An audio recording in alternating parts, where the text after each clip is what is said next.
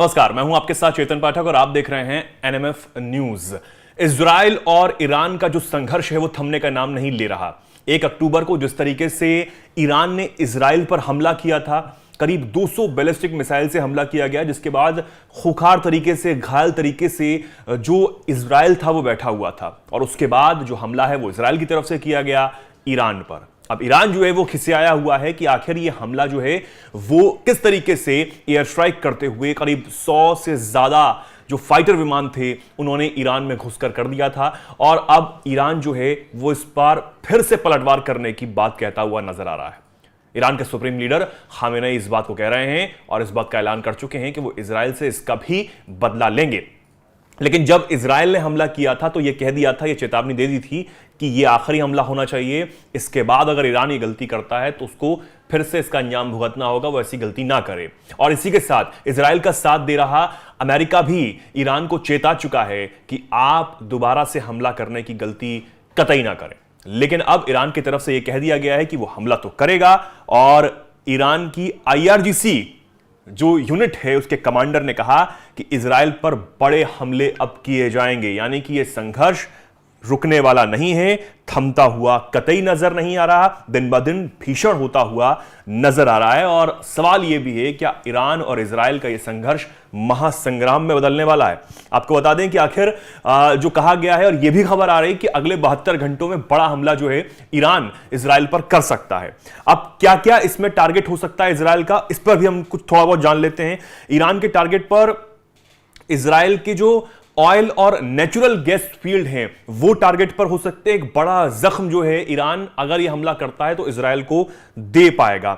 ये इजराइल का natural gas रीज है और जो इसकी लोकेशन है वो तटीय शहर अश्केलोन से 40 किलोमीटर दूर है। और ईरान यहां 1999 से गैस की निकासी यहां पर कर रहा है। और यह बड़ा हमला एक तरीके से कहा जाएगा कि इजराइल पर हो सकता है अगर यह ईरान की तरफ से हमला प्लान किया गया है अगले 72 घंटों में करने के लिए।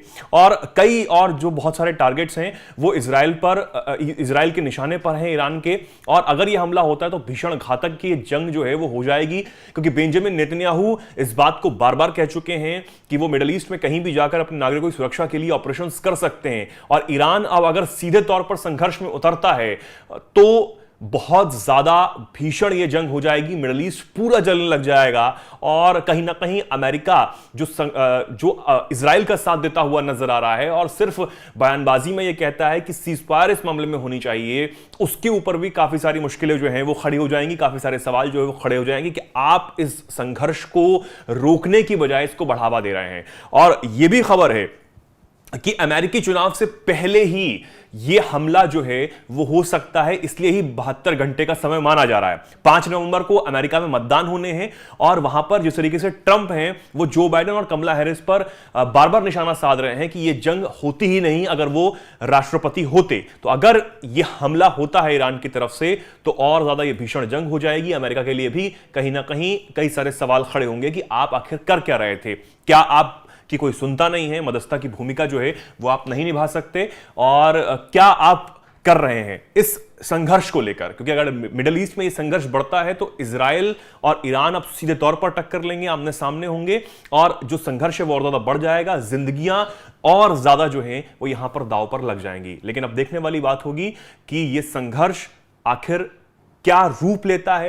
क्या अगले 72 घंटे में ईरान की तरफ से जो कहा जा रहा है कि वो इजराइल पर हमला करेगा, बड़े हमले होंगे और इजराइल को और ज्यादा जख्म जो हैं वो दिए जाएंगे, क्या यह हमला होता है और इस पर इजराइल की क्या स्ट्रेटेजी रहेगी, यह भी देखने वाली बात होगी। आप इस पर क्या कुछ कहना चाहते हैं? कमेंट सेक्शन आपके लिए खुला हुआ है, कमेंट सेक्शन में आप जरूर बताएं और देखते रहें एनएमएफ न्यूज।